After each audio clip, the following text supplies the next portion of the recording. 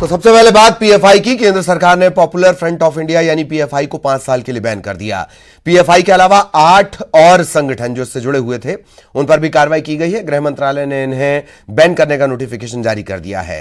इन सभी के खिलाफ टेरर लिंक के सबूत मिले हैं। केंद्र सरकार ने यह एक्शन यूएपीए कानून के तहत लिया है। सरकार ने कहा कि पीएफआई और उससे जुड़े संगठनों की गतिविधियां देश की सुरक्षा के लिए बड़ा खतरा है। पीएफआई से जुड़े 8 संगठन पर प्रतिबंध लगा दिया गया है। ऑल इंडिया इमाम council, campus front of India, rehab India foundation, national confederation of human rights, इसके अलावा national women front, junior front, empower India foundation, Kerala के रिहाब फाउंडेशन, इन सबको बैन किया गया है।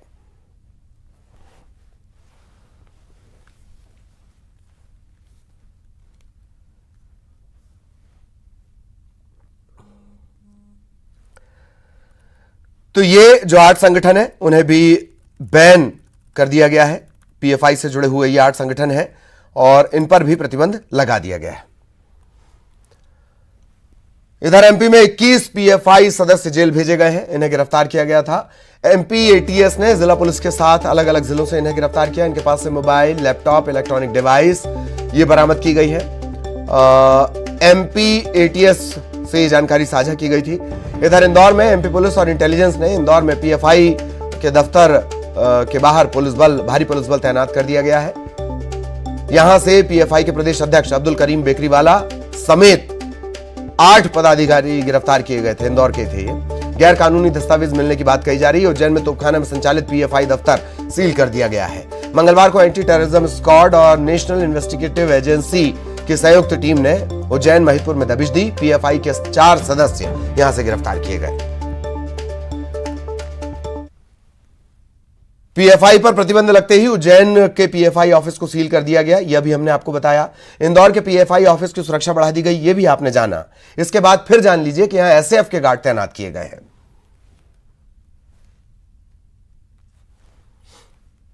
के 8 संगठनों पर प्रतिबंध के बाद मध्य प्रदेश पुलिस ने कार्रवाई तेज कर दी है और इंदौर के इस पीपुल्स फ्रंट ऑफ इंडिया के कार्यालय पर सुरक्षा व्यवस्था बढ़ा दी गई है। एसएएफ के जवान यहाँ पर तैनात कर दिए गए हैं। पर एनआईए ने छापा मारा था, उसके बाद इसको लॉक कर दिया गया था। हालांकि अभी सील होने की कार्रवाई यहाँ पर नहीं की गई। हम आपको बता दें कि अखाड़े और जिम के जरिए भी युवाओं को ये लोग संगठित करते थे और यही वजह है कि यहाँ पर एक जिम भी संचालित है। हालांकि यहाँ की सीडीआर और यहाँ का जो हार्ड डिस्क है वो भी एनआईए जब्त करके ले गई, उसमें भी छानबीन की जा रही है। और हम आपको बता दें कि जो पीएफआई का प्रदेश अध्यक्ष अब्दुल करीम बेकरीवाला, वो बेकरी का व्यवसाय तो करता था। उसकी चॉइस बेकरी थी तेजाजी नगर में। इसके अलावा उसका जो बिल्डिंग बनाने का व्यवसाय भी था। तो ये पूरा जो पैसा है वो इसी कामों में लगाता था और जो युवा है उनका ब्रेन वॉश करके सांप्रदायिक तनाव पैदा करना, दंगे भड़काना, ये सब काम पीएफआई लगातार करती रहती थी। और इसकी जो फंडिंग है वो विदेशों से भी होती रहती थी। फिलहाल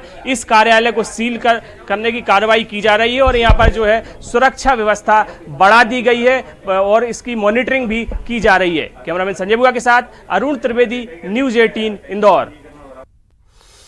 और खबर भोपाल से, न्यूज़ 18 ने केंद्रीय गृह मंत्री, मध्य प्रदेश के गृह मंत्री डॉक्टर नरोत्तम मिश्रा से एक्सक्लूसिव बातचीत की। पीएफआई बैन पर गृह मंत्री नरोत्तम मिश्रा ने कहा कि पीएफआई से आंतरिक सुरक्षा को खतरा था। जब बाहरी सुरक्षा के लिए एयर स्ट्राइक हुई, वैसे ही आंतरिक सुरक्षा के लिए आंतरिक सर्जिकल स्ट्राइक की गई है। पीएफआई के सदस्यों के तार अलग अलग जगह आतंकी गतिविधियों में जुड़े थे। टेरर फंडिंग के सबूत भी सामने आए। आंतरिक सर्जिकल स्ट्राइक के लिए उन्होंने प्रधानमंत्री नरेंद्र मोदी और केंद्रीय गृह मंत्री अमित शाह का कदम स्वागत योग्य बताया। कांग्रेस के टाइमिंग पर सवाल उठाने और आरएसएस पर प्रतिबंध लगाने के बयान पर उन्होंने कहा कि कांग्रेस के सांसद जाकिर नाइक को शांति दूत बताते हैं। उनका इस तरीके से बयान आना स्वाभाविक है। केंद्रीय गृह मंत्रालय ने पीएफआई को 5 साल के लिए प्रतिबंधित कर दिया है। मेरे साथ गृह मंत्री नरोत्तम मिश्रा मौजूद हैं। सर, एक बड़ी कार्रवाई, एक तरीके से स्ट्राइक ही कहें इसे। बिल्कुल आंतरिक सुरक्षा को खतरा था, इसलिए ये आंतरिक सर्जिकल स्ट्राइक है, इंटरनल सर्जिकल स्ट्राइक है। जब बाह्य सुरक्षा के लिए आतंकवादी आए तो सर्जिकल स्ट्राइक हुई, एयर स्ट्राइक हुई।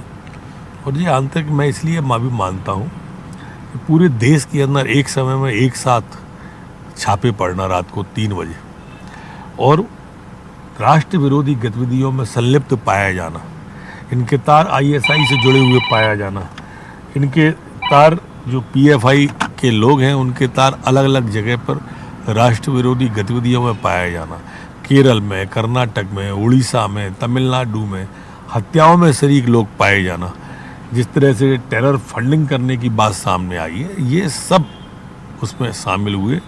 और माननीय प्रधानमंत्री जी का, मोदी जी का और माननीय अमित शाह जी का आभार कि उन्होंने ये सर्जिकल स्ट्राइक की। सर 5 सहयोगी संगठनों को भी प्रतिबंधित किया गया है। जो राष्ट्र विरोधी गतिविधियों में सम्मिलित पाया जाएगा, ये मोदी जी की सरकार है, राष्ट्र विरोधी गतिविधियों में शामिल किसी को नहीं बख्शा जाएगा। सर कांग्रेस टाइमिंग पर सवाल उठा रही है, कह रही है चुनावी स्टंट है, और कांग्रेस के एक सांसद कह रहे हैं कि आरएसएस पर भी प्रतिबंध लगना चाहिए। स्वाभाविक रूप से वो जिस सांसद की आप बात कर रहे हो वो जाकिर नाइक को शांति दूत कहते हैं। वो कांग्रेस पार्टी के उस समय के तात्कालिक राष्ट्रीय अध्यक्ष राहुल गांधी जी जब जेएनयू में नारे लगे थे, भारत तेरे टुकड़े होंगे इंशाअल्लाह इंशाअल्लाह, भारत की बर्बादी तक जंग हमारी जारी रहेगी, उनसे मिलने सबसे पहले राहुल गांधी गए थे, केजरीवाल जी गए थे। ये टुकड़े टुकड़े गैंग के समर्थक लोग हैं, ये जाकिर नाइक के समर्थक लोग हैं, ये तुष्टीकरण की राजनीति करने वाले लोग हैं, और इसलिए इनको प्रमाण पत्र की न तो भाजपा को जरूरत है न संघ परिवार को जरूरत है। तो मध्य प्रदेश के गृह मंत्री हैं, उनका साफ तौर पर कहना है कि ये स्ट्राइक एक तरीके से इंटरनल सर्जिकल स्ट्राइक है, क्योंकि ये देश के अंदर अलग अलग राज्यों में बड़ी कार्रवाई की गई है, और इसके लिए बीजेपी सरकार को धन्यवाद वो दे रहे हैं, क्योंकि इस तरह की गतिविधियों को रोकने के लिए सरकार ने जो कदम उठाया है वो सराहनीय योग्य है। कैमरा पर्सन मोहसिन के साथ अनुराग श्रीवास्तव, न्यूज़ 18 भोपाल। देश भर में पीएफआई बैन के बाद अब सियासत शुरू हो गई है। पूर्व सीएम कमलनाथ ने सरकार की इस कार्रवाई पर बयान दिया है। कमलनाथ ने कहा कि देश विरोधी गतिविधियों में संलिप्त कोई भी संगठन के खिलाफ अगर सरकार के पास सबूत है तो उसे बैन किया जाना उचित है। ऐसा ना हो कि बिना सबूतों को ही कार्रवाई कर दी जाए। इसके बाद कमलनाथ ने सरकार को कटघरे में खड़ा करते हुए कहा कि अगर वे लोग गलत काम कर रहे थे तो सरकार अब तक क्या कर रही थी। उन्होंने यह भी कहा कि बनावटी नहीं, सही सबूत होना चाहिए। अगर कोई सबूत होए कि वो आतंकवादी संस्थाओं के साथ जुड़े हैं, आतंकवादी उनमें शामिल है, तब वो पीएफआई हो या बीएफआई हो या सीएफआई हो, हाँ आज आतंकवाद बहुत बड़े खतरे की बात है। तो इसका सबूत होना चाहिए, बनावटी सबूत नहीं, सही सबूत होना चाहिए। और अगर उन्होंने सबूत पाया है तो जरूर उस पर एक्शन लेना चाहिए। पॉपुलर फ्रंट ऑफ इंडिया यानी पीएफआई को केंद्र सरकार ने 5 साल के लिए बैन कर दिया। नेता प्रतिपक्ष गोविंद सिंह ने पीएम मोदी की तारीफ करते हुए धन्यवाद दिया। यह भी कहा कि समाज को बांटने वालों और नफरत करने वालों पर कार्रवाई जरूरी है। शिवराज सरकार पर भी जमकर निशाना साधा। गोविंद सिंह ने कहा कि अगर शिवराज सरकार 18 सालों में आतंकी गतिविधियों की जानकारी नहीं जुटा पाई तो यह सरकार की नाकामी है। भ्रष्टाचार के मामले पर भी उन्होंने सरकार पर सवाल उठाए। अगर वास्तव में कोई भी व्यक्ति हो, अगर देश की आतंकवादी गतिविधियां फैलाए, देश को तोड़ने का काम करे और समाज को बांटने का काम करे, तो चाहे पीएफआई हो या अन्य और संगठन है जो लगातार धर्म के नाम पर राजनीति करते हैं और आपस में भाईचारे में विघ्न डालने का काम करते हैं, उन पर भी कठोर कार्रवाई होना चाहिए। मैं इसके लिए मोदी जी को धन्यवाद देता हूं कि उन्होंने इस कदम उठाया है। इधर गुना में पीएफआई पर प्रतिबंध की मांग करने वाले भाजपा नेता पर 5 से 7 लोगों ने हमला कर दिया। भाजपा अल्पसंख्यक मोर्चा के जिलाध्यक्ष जाकिर बावड़ी पर मंगलवार देर रात हमला हुआ जब वो कर्नलगंज स्थित अपने घर जा रहे थे। जाकिर बावड़ी को चोट आई है। उनका कहना है कि वो हमलावरों को जानते हैं, जानकारी पुलिस को दे दी है। पुलिस सीसीटीवी फुटेज के आधार पर पूरे मामले की जांच में जुट गई है। ये मामला जो आपने बताया ये मेरी जानकारी में आ गया है और इस पर हम अभी जांच कर रहे हैं और जांच के उपरांत जो भी परिस्थिति होगी उसके हिसाब से आगे की कार्रवाई की जाएगी। हाँ, सभी पहलुओं पर इसमें जांच की जाएगी और जो भी वैधानिक कार्रवाई इसके अंदर पॉसिबल है वो की जाएगी।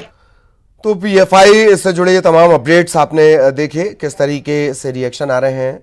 अनुराग हमारे साथ जुड़े हैं। अनुराग ने विस्तार से डॉक्टर नरोत्तम मिश्रा से बातचीत भी की है। अनुराग, अब पीएफआई पर एक्शन भी हो गया, राजनीति भी हो रही है, सीधे भी हो रही है, प्रत्यक्ष भी हो रही है और अप्रत्यक्ष भी हो रही है।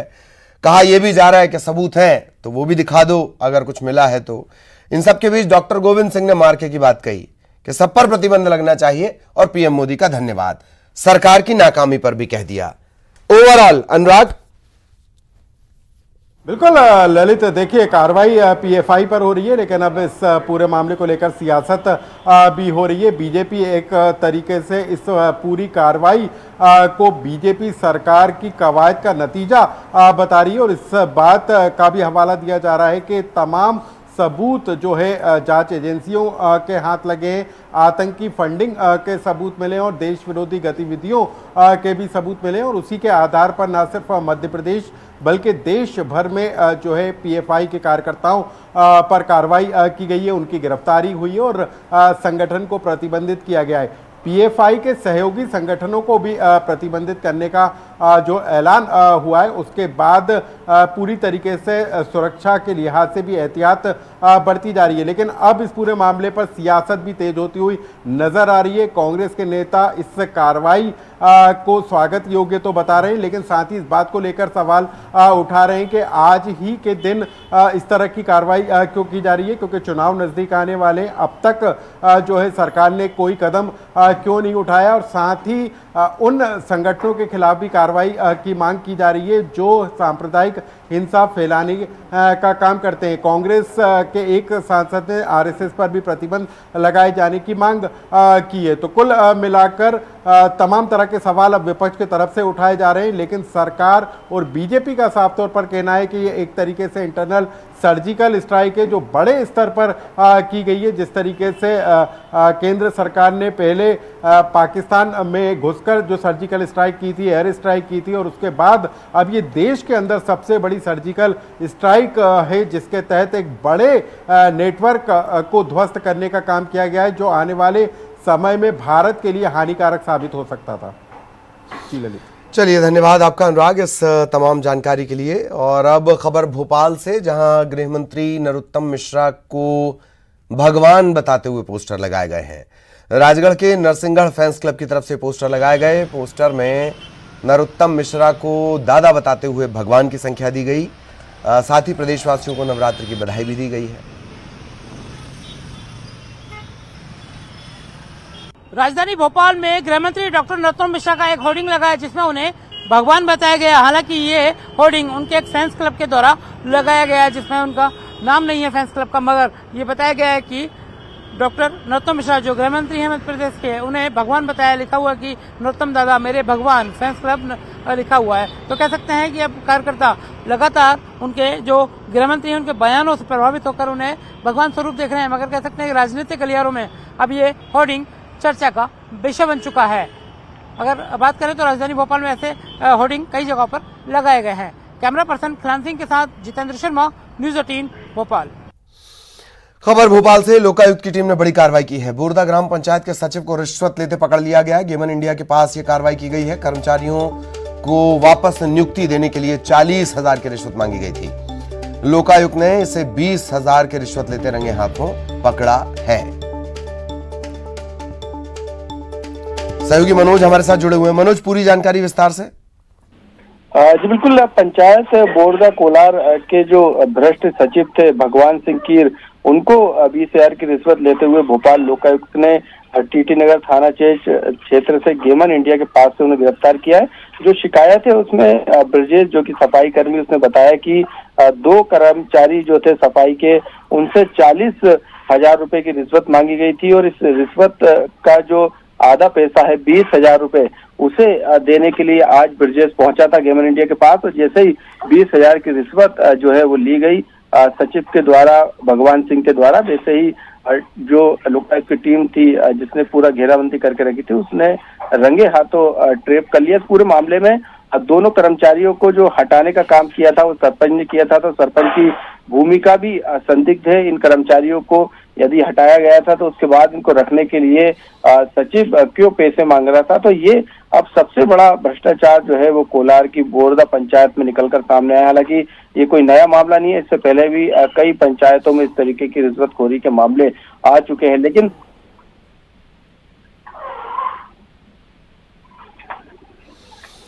चलिए, बहुत बहुत धन्यवाद मनोज इस तमाम जानकारी के लिए। खबर देवास से, जहां खाते गांव में एक कार से 40 लाख का कैश मिला है। यह कार हरदा से इंदौर जा रही थी। कार सवार लोगों से रकम से जुड़ी जानकारी पूछी गई। सही जवाब, संतुष्टि वाला जवाब नहीं मिला, लिहाजा रकम को जब्त कर लिया गया। नेमावर पुलिस ने कार्रवाई की है। आगे की जांच के लिए आयकर विभाग को पत्र लिखा गया है।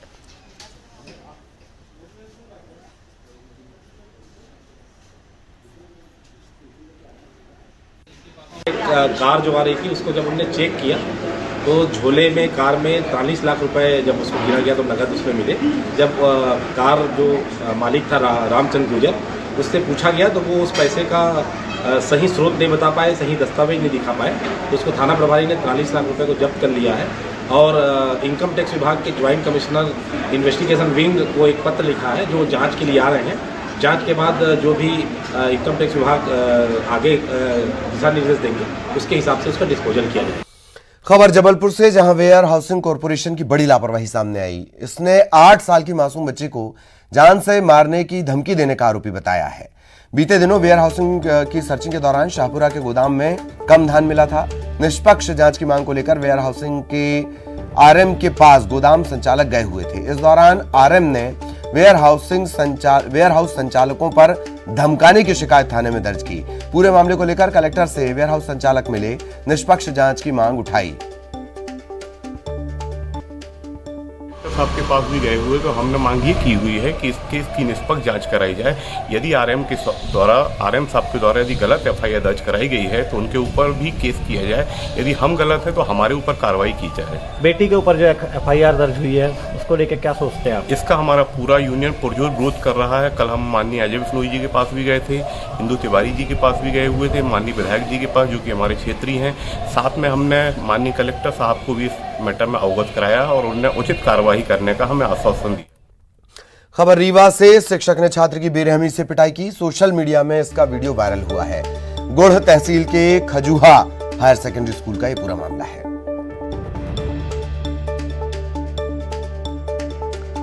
रीवा की तस्वीर, शिक्षक ने छात्र की बेरहमी से पिटाई की और उसी वक्त किसी ने इसका वीडियो बनाया, सोशल मीडिया पर उसे वायरल कर दिया गया है। गुढ़ तहसील के खजुहा हायर सेकेंडरी स्कूल का यह पूरा मामला है। 24 घंटे के भीतर बच्चों से अमानवीयता का दूसरा बड़ा मामला। सीहोर में इन दिनों गरबे की धूम मची है। शक्ति की भक्ति का प्रतीक शारदीय नवरात्र और महिलाएं गरबा खेलकर मां अंबे की भक्ति में लीन है। कोरोना के चलते 2 सालों से इस तरह की जो परंपराएं हैं वो थम सी गई थी, लेकिन अब जबकि कोरोना का असर थमा हुआ है तो शक्ति की भक्ति का प्रतीक गरबा इसकी धूम है। क्या युवतियां, क्या बच्चियां, सभी गरबे के आयोजन में बढ़ चढ़कर हिस्सा ले रही हैं।